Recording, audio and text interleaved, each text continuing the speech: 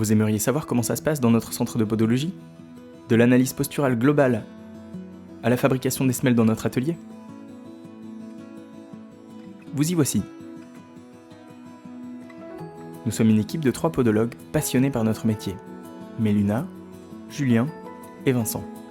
Et nous sommes accompagnés de Dorine, notre assistante en or. Suivons-la, elle accueille justement Noémie.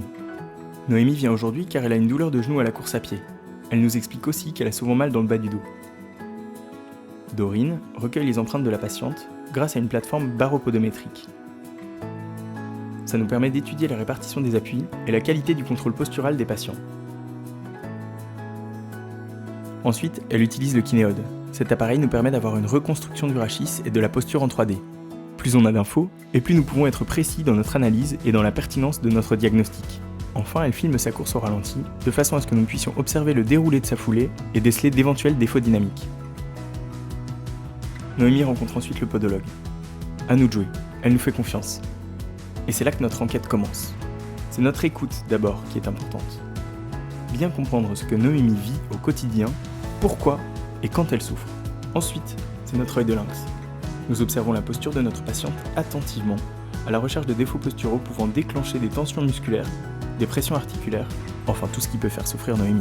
Et enfin, notre toucher le plus fin possible pour palper et comprendre quelle est la structure anatomique impactée. Une fois cette enquête menée, nous allons fabriquer les semelles à l'atelier. Mais pour ne pas laisser la patiente souffrir en attendant, Julien lui pose un tape sur le genou et lui donne quelques conseils d'étirement. Nous passons donc à la fabrication. Nous avons une multitude de matériaux qui nous offrent des milliers de solutions techniques en fonction du confort, du maintien ou de la correction que nous souhaitons mettre en place.